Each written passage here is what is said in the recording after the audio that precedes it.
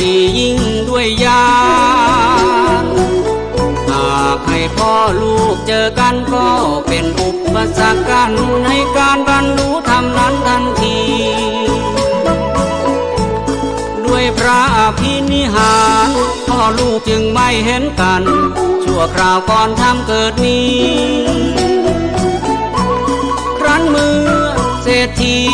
ทูลถามขึ้นมาทันทีพระองค์เห็นนี้ลูกชายข้าพระองค์นี้ผ่านมาทางนี้บ้างหรือไม่พระองค์ทรงตรัสออกไปอยากเห็นลูกชายก็ให้นั่งลงตรงนี้เมื่อเห็นท่านเศรษฐีนั่งลงแล้วอย่างดีพระองค์จึงชี้สอนธรรม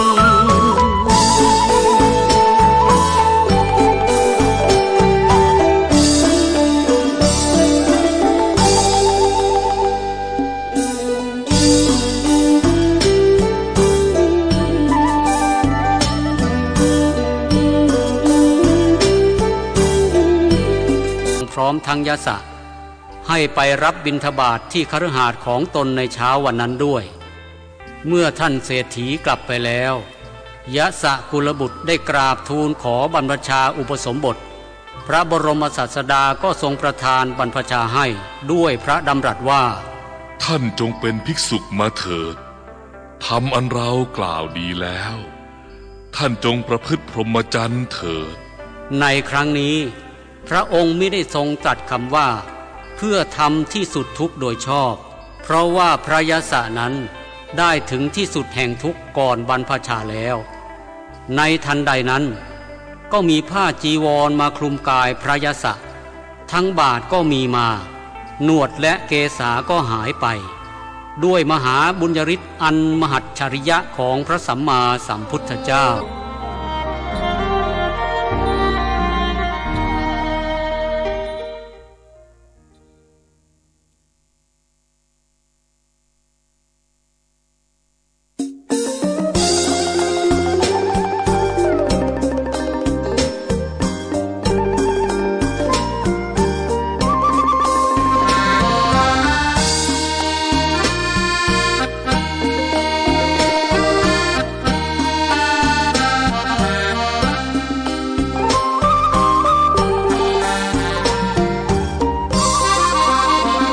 บรรพชาพระยศเสร็จสิ้นลงพระพุทธองค์ก็ทรงเสด็จในทันใดมีพระยศนั้นคอยติดตามอย่างชิดใกล้พุทธดำเนินมีจุดประสงค์ตรงไปบ้านเศรษฐีผู้มีใจศรัทธาถวายกราบทูลนิมนต์ไม่ช้าไม่นานเสด็จถึงบ้านเศรษฐีในเมืองพาราณสีมากมีผู้คนประทับนั่งยังอาสนะที่เขาตระเตรียมแต่ตนทั้งมารดาและพัญญาเก่าพระยศอีกคนเพราะอาภิวาทพระทศพลตั้งกมลน้อมบูชา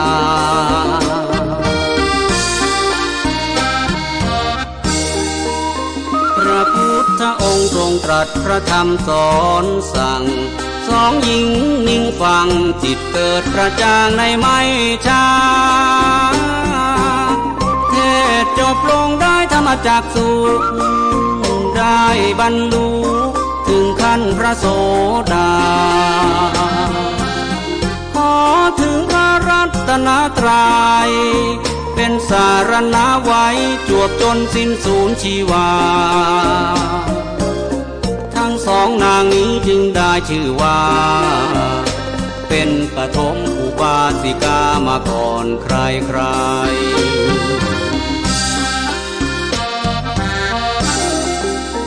อุบาสกอุบาสิกาทั้งสามสุดซึ้งในธรรมแล้วนำอาหารหวานข้าวถวายแด่พระศาสดาและพระยศผู้บวชใหม่เสร็จพัฒกิจพระผู้พิชิตมารอวยชัยให้ชนทั้งสามเจริญในยิ่งขึ้นไปในธรรมสำราญ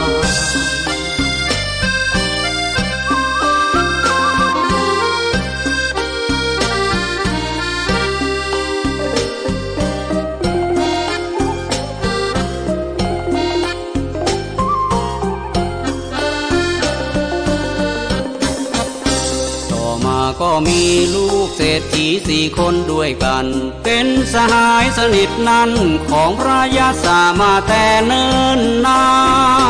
นได้ข่าวมาว่าพระยาศ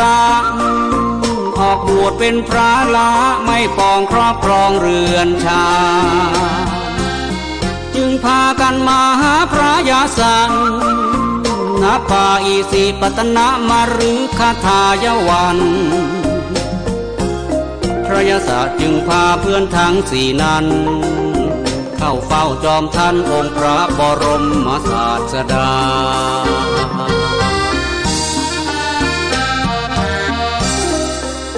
พระพุทธองค์ทรงแสดงธรรมนานเทศโปรดประทานด้วยอนุปุพิงกถาทานศีลสักขาจนถึงอริยสัจ4ล้ำค่าทั้ง4 คนนั้นดวงตาเห็นทันขอบรรพชาครั้นหลายวันต่อมาต่างพากันได้พระอรหันต์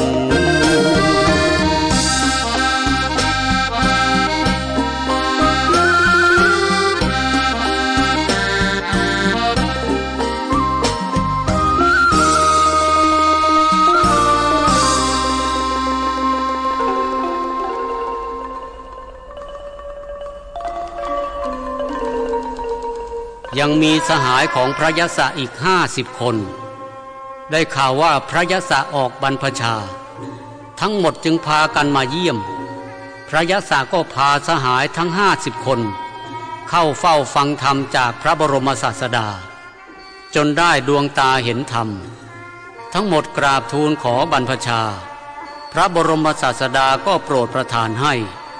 ซึ่งต่อมาก็ได้สำเร็จเป็นพระอรหันต์ด้วยกันทั้ง50 องค์ครั้งนั้นจึงมีพระอรหันต์61 องค์รวมทั้งองค์พระศาสดานับแต่พระบรมศาสดาได้เสด็จมาโปรดปัญจวัคคีย์แล้วพระองค์ทรงประทับอยู่ในป่าอิสิปตนมฤคทายวันเรื่อยมาจนถึงวันแรม1 ค่ำเดือน 11พระพุทธองค์ทรงเห็นว่าพระอรหันตสาวกมี60 องค์แล้วสมควรที่จะส่งออกไปประกาศพระศาสนาเพื่อประโยชน์สุขแก่ชนทั้งหลายพระองค์จึงทรงเรียกพระสาวกทั้งหมดมาประชุมพร้อมกันแล้วตรัสขึ้นว่าดูก่อนภิกษุทั้งหลายอนุตตรวิมุตติธรรมที่ตถาคตได้บรรลุแล้วและกระทำให้แจ้งในกมลสันดานพวกเธอทั้งหลายก็ได้บรรลุและกระทำให้แจ้งแล้วอันว่าบ่วงทั้งหลายทั้งที่เป็นของทิพย์ทั้งที่เป็นของมนุษย์และกามคุณทั้งหลายอันเป็นที่เจริญใจบรรดามีในโลกทั้งบ่วงและกามคุณอันเป็นเครื่องรัดรึงนั้นเราตถาคตได้ปลดเปลื้องและทำลายหมดสิ้นแล้วแม้เธอทั้งหลายก็เช่นเดียวกันท่านทั้งหลายจงเที่ยวจาริกไปในเขตนิคมชนบทต่างๆเพื่อเป็นการเกื้อกูลคุณประโยชน์แก่ชนทั่วไปแต่อย่าไปร่วมทางเดียวกันถึง2 รูปให้ภิกษุสงฆ์ต่างองค์ต่างไปจงกระจายกันออกไปเพื่อแสดงธรรมตั้งแต่เบื้องต้นจนถึงที่สุดจงประกาศพรหมจรรย์อันวิสุทธิ์ให้บริบูรณ์บริสุทธิ์ดุจตถาคตตรัสนี้เถิดแม้เราก็จักไปยังอุรุเวลาเสนานิคมเพื่อประกาศพระศาสนาเช่นเดียวกัน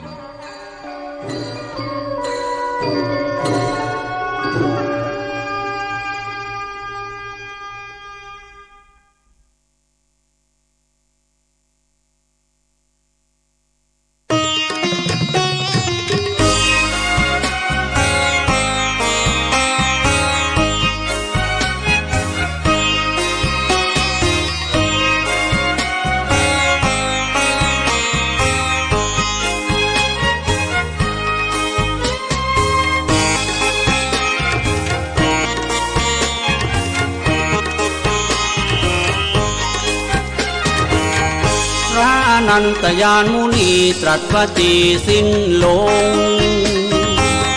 พระสาวก 60 องค์ก้มกราบลงวันทาไปเผยแผ่ศาสนาศรัทธาก่อนแม้องค์พระสยามผู้ทรงธรรมอดิศรก็จะริกจรแรมร้อนไปในไพรพนมสู่รูปเวลาเสนานิคมแดนที่เคยรื่นรมได้สมพระทัยตรัสรู้แจ้งในสัพพธรรมนานา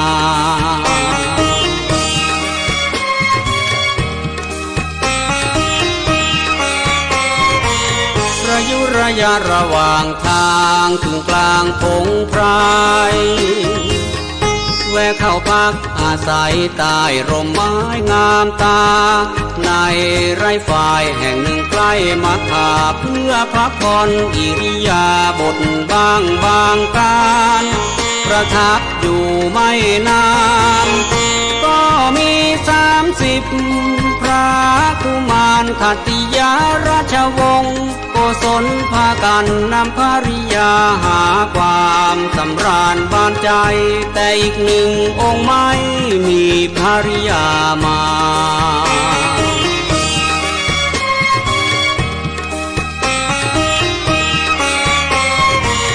เลยนำหญิงคณิกาที่โสภานางหนึ่งมาเป็นคู่สู่สมเพื่อเชยชื่นชมรักร่วมพิรมประโลมหรือไทยแต่พอเจ้าชายองค์นั้นเพลอเรอเธอก็ขโมยของมีค่าไปจึงชวนกันออกตามยิ่งงามทันใดจนมาถึงไร่ฝ้ายพบพระศาสดา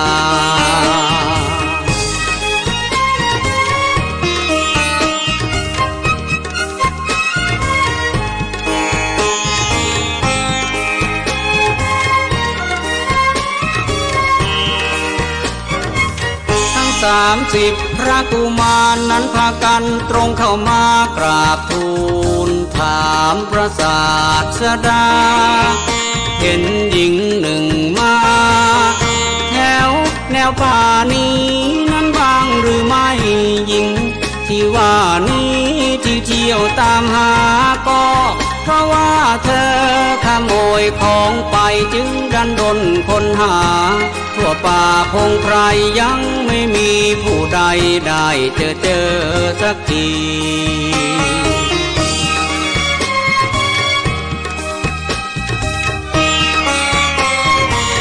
องค์สมเด็จพระศาสดาทราบการล่วงหน้าอย่างดีจึงตรัสว่าจีถามไทยไปมาจะติดตามหาหญิงนั้นทำไมทั้ง30 พระกุมารนั้นตอบคำทันใดเพื่อเอาของขโมยไปนั้นได้กลับคืนมาพระบรมศาสดาว่าอย่าไปตามหาเล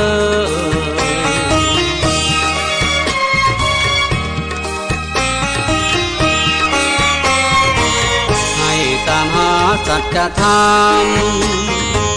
ที่เย็นชุ่มฉ่ำเถิดเอ่ยอย่าเลยหาอื่นดื่นไปกุมารจึงถามว่าสัจธรรมเป็นชั้นใดพระผู้ทรงญาณเห็นพระกุมารสนใจนั่งล้อมวงเรียงรายตั้งใจฟังพระวาจาพระบรมศาสดาจึงเทศนาทันที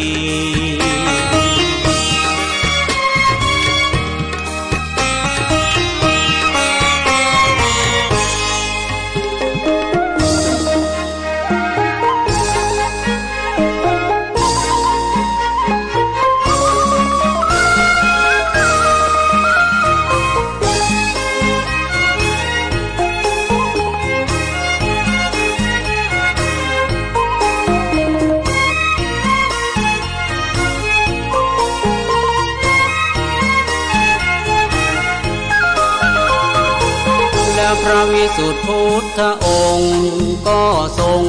แสดงธรรมช่วยนำชี้โปรดภัทวคีทั้งหมดมี30 พระกุมารตั้งแต่การให้ ทานถือศีลมานิสงส์ไปสวรรค์ชี้ให้เห็นโทษในกามคุณที่ผูกพันแม้นไปมัวเมาเข้านั้นทุกคืนวันทุกจะพันผูกระทมใจไม่มีวันพอวันอิ่มเลยยิ่งจะเคยพาให้เกิดโศกาอะไรเมื่อไม่ได้สมใจปรารถนา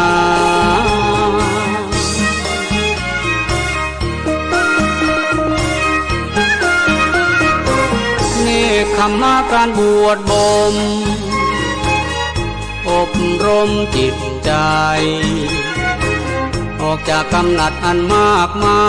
ยห่างไกลจากบ่วงกามาได้ทำเด่นเย็นอุราตลอดเวลาชั่วนาตาปีแล้วแสดงอริยสัจสี่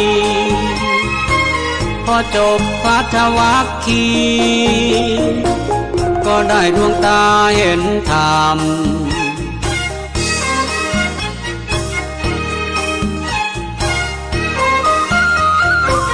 ตั้งแต่โสดาบันจนถึงขั้นพระสกิทาคามีพระอนาคามีภัทวัคคีย์ที่มาอุราเย็นชามต่างทูลขอพระจอมธรรมผู้เลิศล้ำโปรดประทานบรรพชา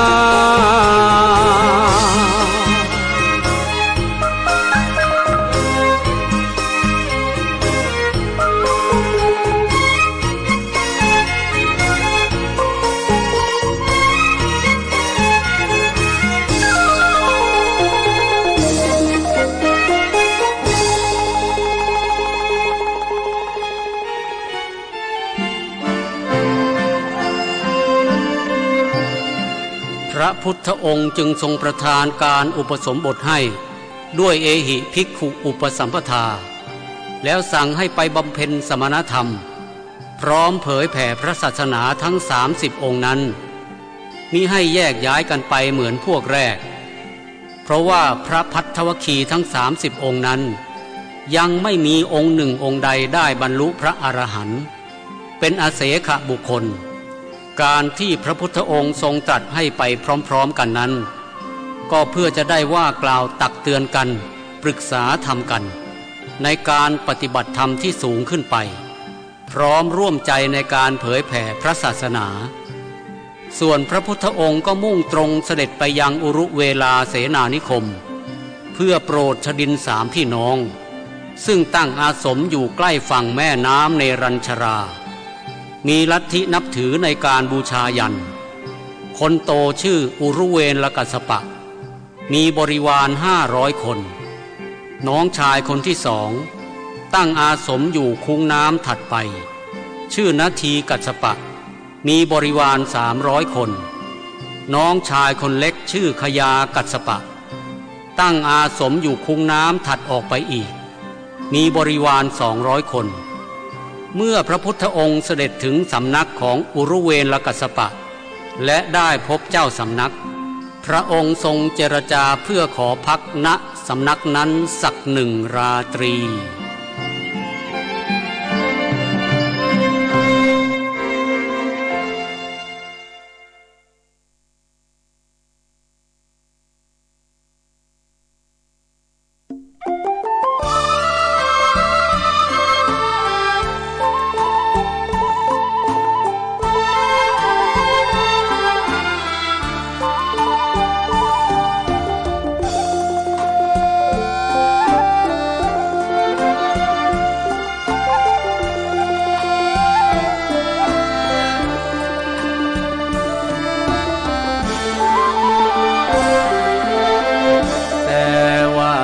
เจ้าสำนั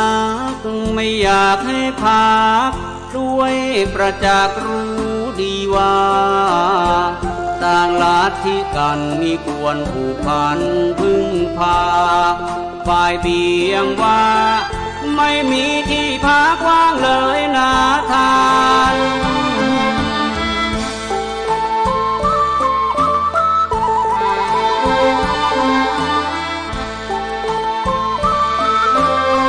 พระองค์ทรงตรัสต่อไป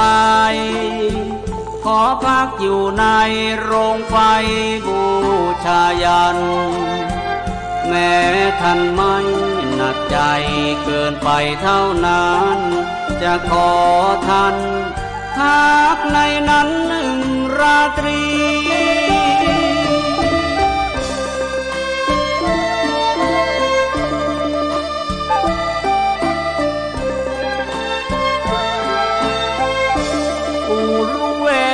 กัดสปางว่ามีหนักใจแต่ว่าโรงไฟในนั้นมีพญานาคดุร้ายตัวโตใหญ่พิษมากมายเหลือดีเกรงท่านจะสิ้นชีวิตก่อนสิ้นราตรีด้วยพิษของนาคา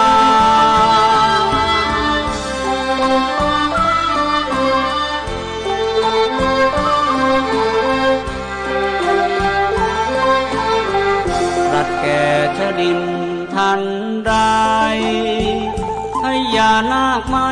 ทำร้ายเราถึงชีวาขอเพียงท่านให้เราเข้าไปพักสักครามิต้องมาคอยเป็นห่วงเป็นใย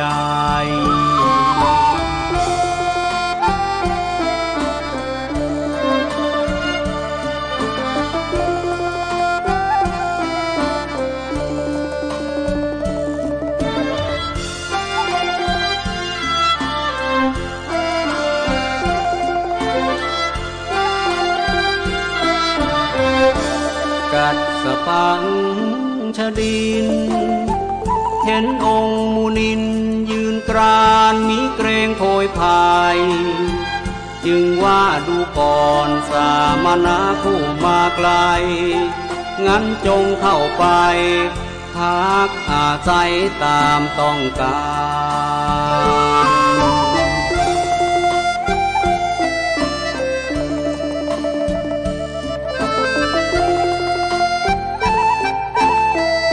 พระองค์จึงทรงเสด็จไปในโรงไฟที่ใช้บูชายันพิจารณาสถานที่แล้วประทับแนวสมาธิกรรมฐานฝ่ายพญานาคนั้นให้เดือดดาลพ่นควันพิษเข้าใส่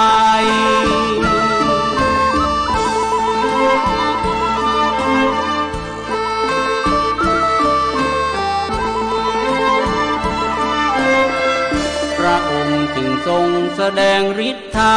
ปาฏิหาริย์บันดาลควันพิษนั้นลอยไป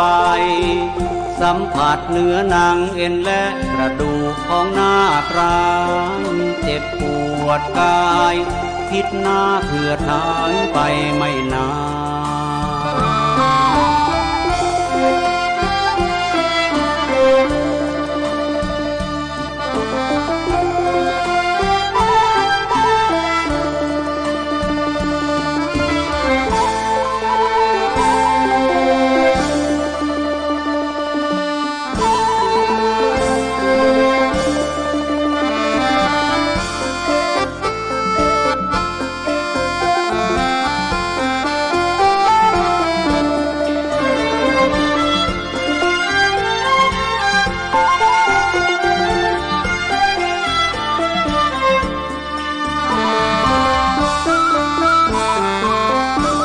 ทรงเขาเทโช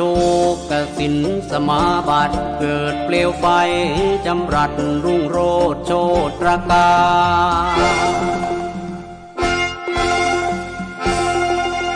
ส ว่างสวัยไปทั้งโรงไฟแดงซ่านคลาน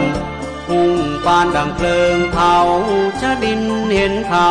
สุดแสนจะดีใจ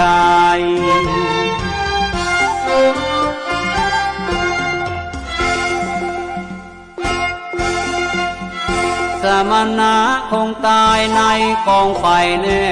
นอนด้วยพิษหน้าที่รานร้อนถึงการมวยมอนแน่นอนสถานเดียว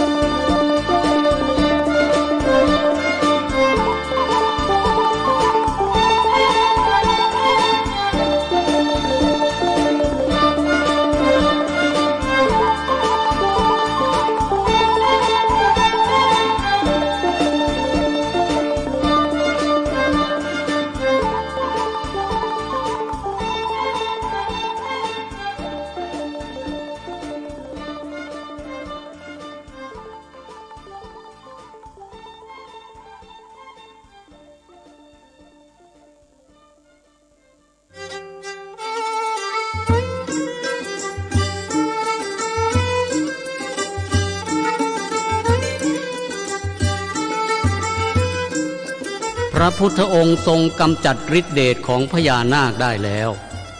ทรงบันดาลให้นาคนั้นขดกายลงมาอยู่ในบาตรพอรุ่งเช้าอุรุเวลกัสสปะได้พาศิษย์ทั้งหลายรีบมาดูเมื่อรู้และเห็นเหตุการณ์เป็นเช่นนั้นก็คิดอยู่แต่ในใจว่าสมณะผู้นี้ช่างมีอานุภาพยิ่งนักพญานาคที่ดุร้ายยังไม่อาจทำอันตรายได้กลับแพ้พ่ายไปสิ้นแต่แม้ว่าสมณะผู้นี้จะมีอานุภาพมากมายประการใดก็ยังไม่ได้เป็นพระอรหันต์เหมือนเช่นเราคิดดังนี้แล้วจึงยังไม่ยอมรับนับถือแต่มีจิตเลื่อมใสในพระอิทธิฤทธิปาฏิหาริย์เป็นอย่างมากจึงเอ่ยปากว่าข้าแต่พระมหาสมณะขอนิมนต์พระผู้เป็นเจ้าพักอยู่อาสมของข้าพเจ้าต่อไปเถิดข้าพเจ้าจะถวายอาหารให้ฉันทุกวันเป็นนิจพระบรมศาสดาจึงเสด็จประทับอยู่ยังชายป่าไม่ไกลจากอาสมของชดินนั้นครั้นยามราตรีแต่ละราตรีจะมีปวงทวยเทพทั้งหลายมีเท้าจาตุมหาราชทั้งสี่เท้าโกสีสักกะเทวราชเท้าสหัมบดีพรหมเป็นอาทิพากันลงมาเฝ้าพระบรมศาสดาเพื่อฟังธรรมทุกราตรีเปล่งรัศมีพวยพุ่งรุ่งเรืองสว่างไสวไปทั่วบริเวณที่ทรงประทับนั้นพอรุ่งเช้าของแต่ละวันอุรุเวลกัสสปะได้เข้ามาสู่สำนักของพระพุทธองค์เพื่อกราบทูลอาราธนาเสด็จไปเสวยภัตตาหารก็ได้ไต่ถามทุกครั้งว่าเมื่อคืนนี้มีบุคคลใดมาสู่สำนักของพระองค์เห็นมีรัศมีสว่างไสวไปทั่วพระพุทธองค์ก็ทรงตรัสบอกไปตามลำดับอุรุเวลกัสสปะได้ฟังทุกครั้งแล้วก็มีความคิดว่าพระสมณะผู้นี้มีบุญญาอานุภาพมากมายนะทวยเทพทุกชั้นฟ้ายังเลื่อมใสศรัทธาลงมาสู่สำนักทุกราตรีไปแต่เอาเถอะแม้จะมีฤทธานุภาพอย่างไรก็ไม่ได้เป็นพระอรหันต์เหมือนตัวเรา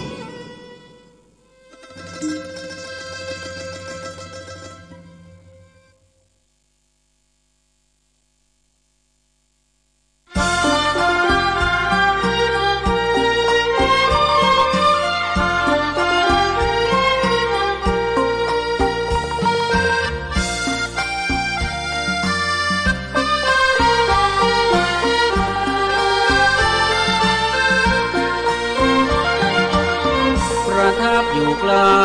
อาสมหวังอบรมชดินเพื่อให้เขาได้ยินรู้เห็นธรรมสิ้นเหมือนจินตนาอยู่มาวันหนึ่งชดิน วหน้า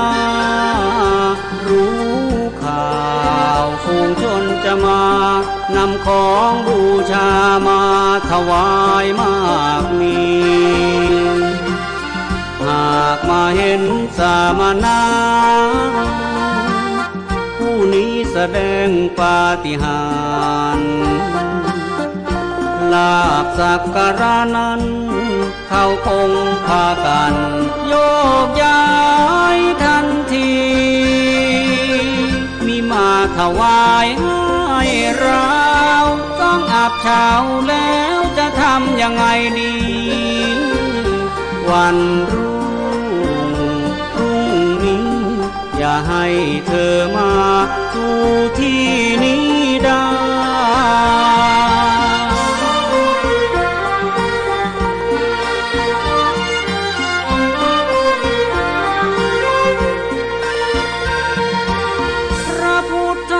ทรงทราบสิ้นหัวหน้าชดินว่าคิดชะนายรุ่งเช้าพระองค์ทรงเสด็จไปสู่อุตรกุรุทวีได้บิณฑบาตมิได้เสด็จมาสู่อาสมแห่งชดินที่คิดประรมหมายมาดมีอยู่ระยะเยื้องปลายให้เห็นทั่วบริเวณทั้งใกล้ไกลจนรุ่งเช้าของวันใหม่ผู้รู้เวรจึงไปทูลนาราธนาให้ไปเสวยภัตตาหารดังเคยมาพลางถามอีกว่าเมื่อวานนี้ท่านหายไปท่านไปแสวงหาอาหารณแหล่งใดฉันไหนไม่ไปสู่สำนักของเรา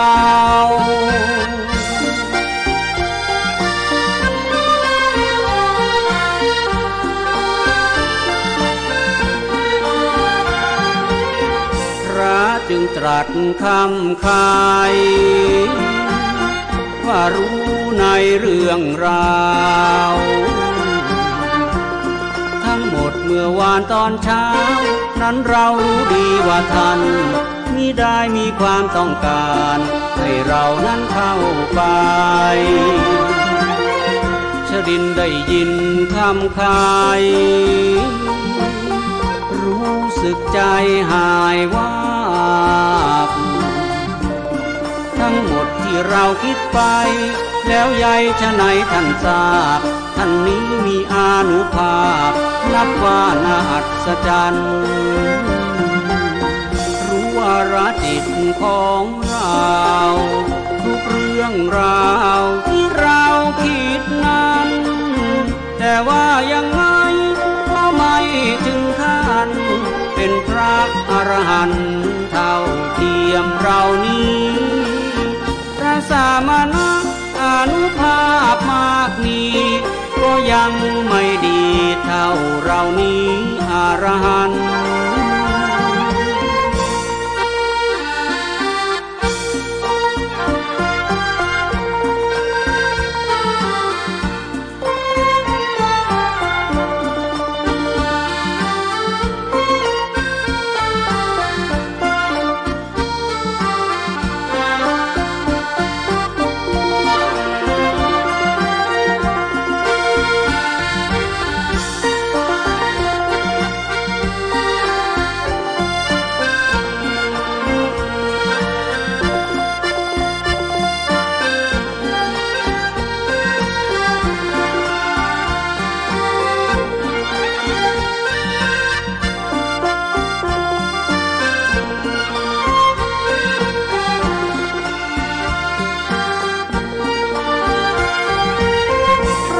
ต่อมาวันหนึ่งฝนตกหนักถึงน้ำท่วมฉับพลันพระพุทธองค์ประทับตรงนั้นช่างอัศจรรย์น้ำนั้นมีมาท่วมได้น้ำไหลเวียนวนล้นหลากมากมีสูงท่วมองค์พีแต่มีท่วมที่พระองค์ได้ กัดสปะและชนินมากเลือลงเรือมาวังเยี่ยมกลายว่าสามณะน้ำท่วมหรือไม่หรือว่าหนีไปห่างหายมิทันลาแต่พอมาถึงต้องตะลึงทุกสายตา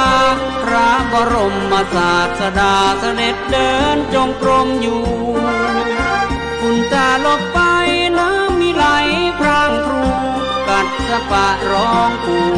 เรียกขานทันที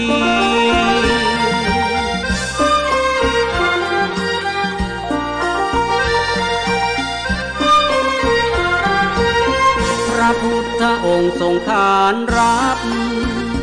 กัดสปาวาตถาคตอยู่ที่นี่แล้วเหาะลอยจากพื้นดินลงเรือชรินเรียวรีด้วยบุญและบารมีหาที่ไหนปานผู้รู้เวลกัดสปาว่าสามณะเลิศพระปาฏิหาริย์ช่างมีฤทธานุภาพนับอนันต์แต่ก็ไม่เป็นพระอรหันต์เช่นเราเลิศเลอแค่ไหนก็ไม่เทียมเท่าเทียบเทียมเท่าเราที่สำเร็จพระอรหันต์เก่งกาจเพียงไรมีฤทธิ์มากมายเกินใดจะปานก็ไม่เทียมทานเท่าเราเพราะเราคือองค์พระอรหันต์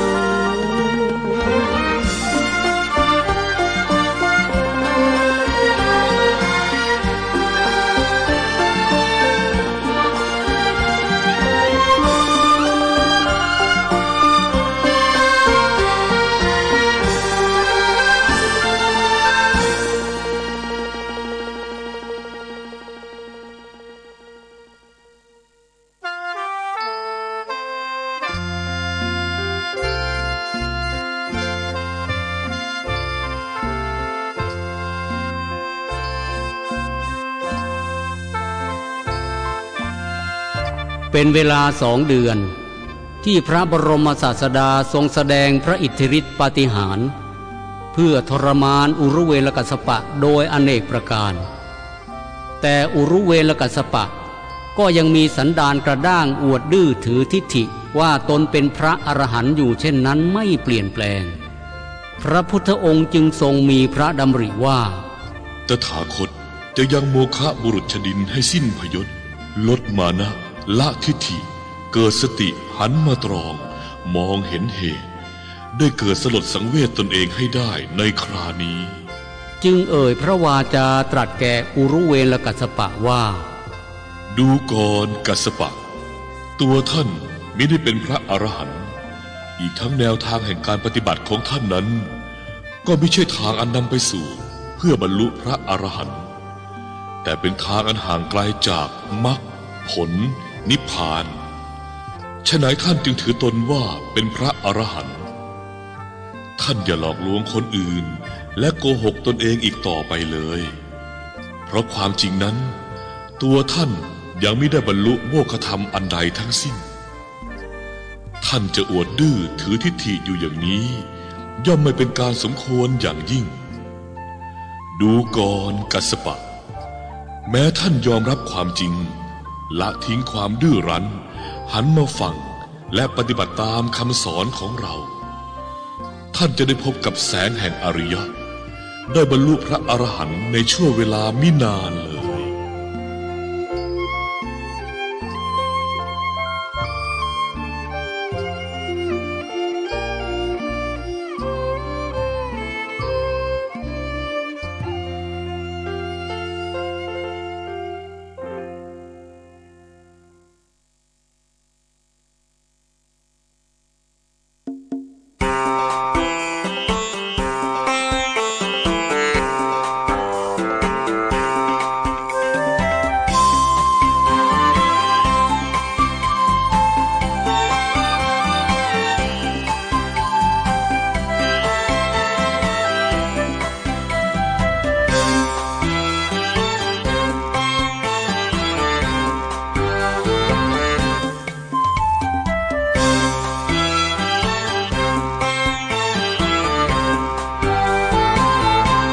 สปะชดินครั้นได้ยินพระโอวาทให้อนาจใจตนสังเวชกมลตนเองเหลือขนาดศพศีรษะแห่งตน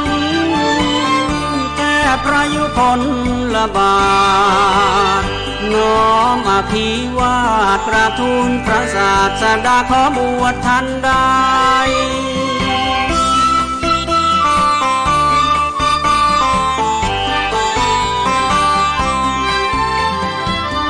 จึงตรัสเอ่ยขา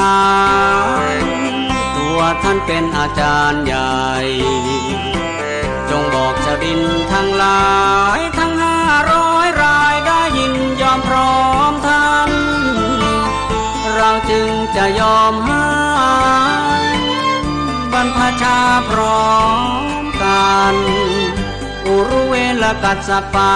ถวายบังคมพลันกลับมาสมตน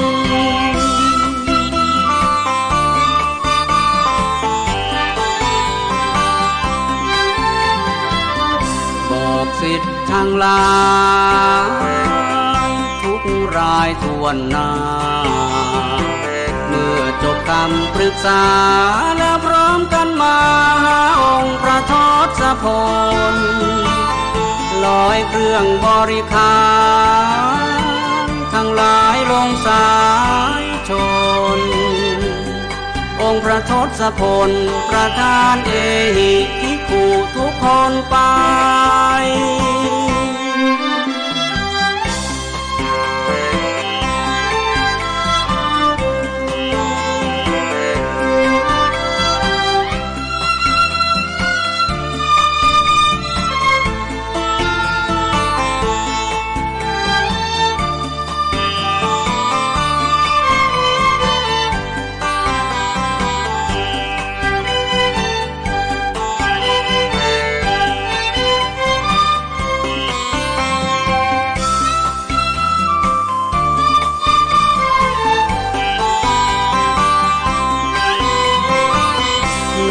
คนที่สองของอุรุเวลกัสสปะได้เห็นสัมภาระบริขารลอยน้ำมาพาจำได้คงเกิดเรื่องราวกับพี่ชายใหญ่จึงพร้อมกันไปอาสมพี่ชายทันใดมิช้าที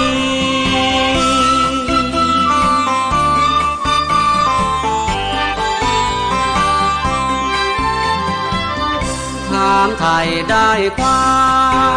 มเห็นดีงามตามที่กราบทูลพระชินสีห์มิช้ารอรีขอบรรพชาทรงเอหิภิกขุอุปสัมปทาเครื่องบริขารนานาจะดินนำมาลอยไปในสายชน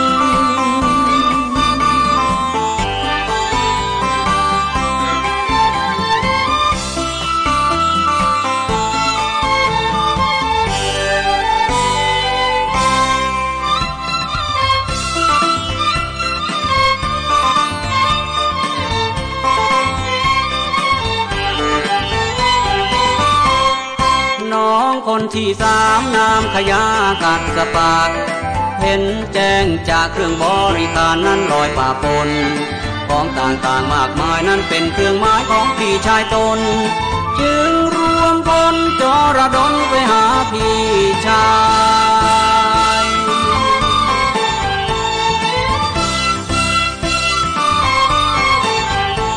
ได้รู้ความจริงทิ้งลัทธิของตนขอบวชกันทุกคนถือพรหมจรรย์ทันใดพระผู้พิชิตมารก็โปรดประทานสมดังใจประทับพักอยู่อาศัยในที่นั้นควรการเวลา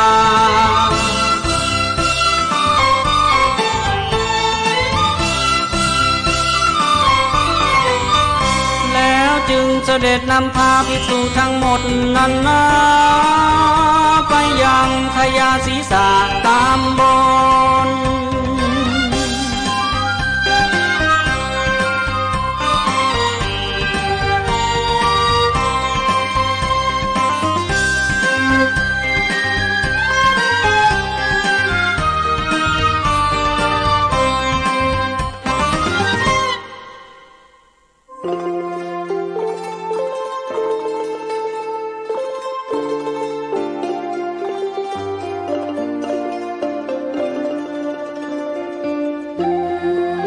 ขณะประทับอยู่ที่ขยาศีสะตำบล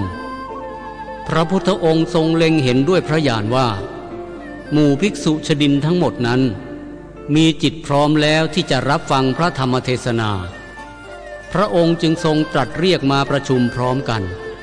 แล้วทรงแสดงอาทิตตปริยายสูตรโปรดหมู่ชดินอาทิตตปริยายสูตรก็คือพระสัทธรรมที่พระพุทธองค์ทรงแสดงให้เห็นสัจจะของอายตนะภายในคือตาหูจมูกลิ้นกายและใจและอายตนะภายนอกคือรูปเสียงกลิ่นรสสัมผัสและอารมณ์ที่มากระทบใจว่าเป็นของร้อน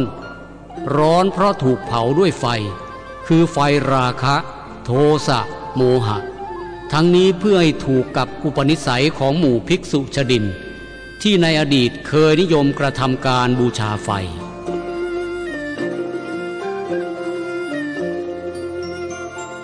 เมื่อตาเห็นรูปจมูกได้กลิ่นลิ้นได้รสกายได้สัมผัสใจก็เกิดอารมณ์เรียกว่าอารมณ์มากระทบใจย่อมเกิดความรู้สึกทันทีว่าอันนี้สุขอันนี้ทุกข์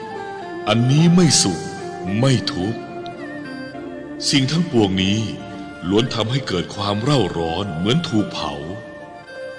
ผู้คอยแผดเผาให้เร่าร้อนก็คือไฟราคะโทสะโมหะนั่นแหละเป็นตัวเผาเมื่อภิกษุใดได้สดับและรับไปพิจารณาจนเห็นแจ่มแจ้งแล้ว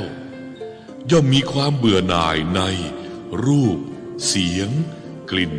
รสนั้นๆเมื่อเบื่อหน่ายย่อมคลายความกำหนัดและเพราะคลายกำหนัดได้แล้ว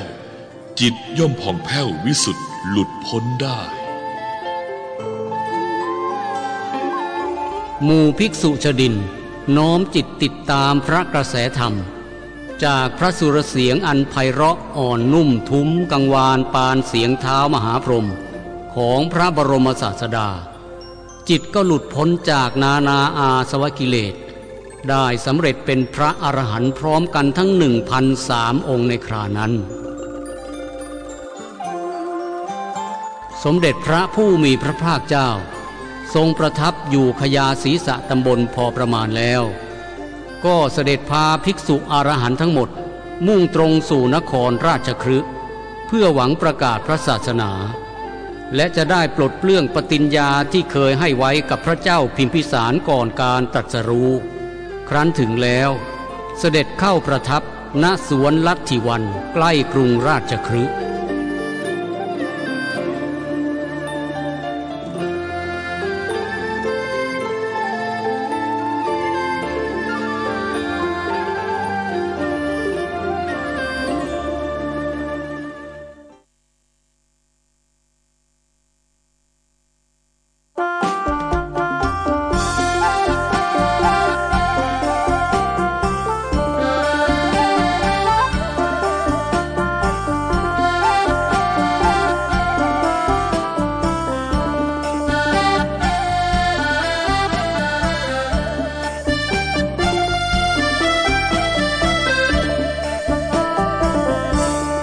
เจ้าพิมพิสารเมื่อทราบการเสด็จมาของพระมุนีจึงเสด็จพลันพร้อมบริพารพระและขหางบดี12,000 คนพอดีรีบจรลีมาเฝ้าพระศาสดา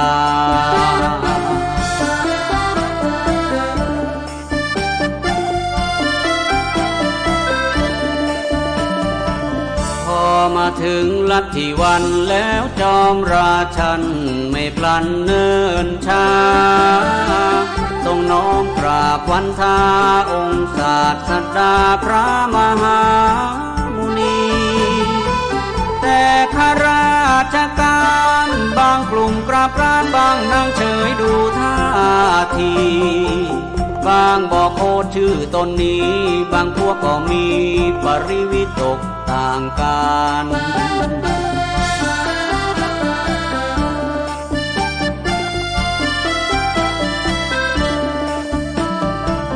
ว่าอุรุเวลกัสสปะหรือว่าสมณะโคดมองค์นั้นใครเป็นศิษย์อาจารย์ใครเหนือกว่ากันเกินที่จะเดา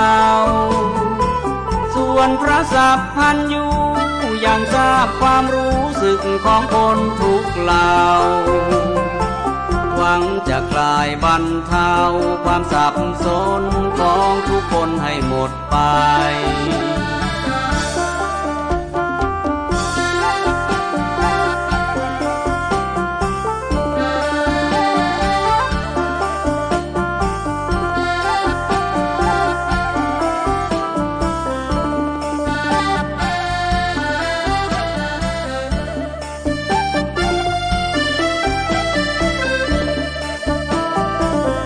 ตรัสว่ากัสสปะฉะไหนท่านจึงละ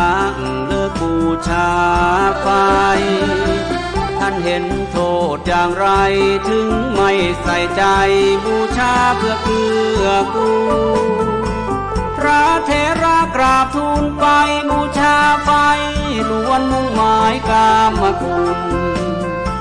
รูปเสียงกลิ่นรสพอกพูนไม่สิ้นสุดต้องกิเลสเพศภัย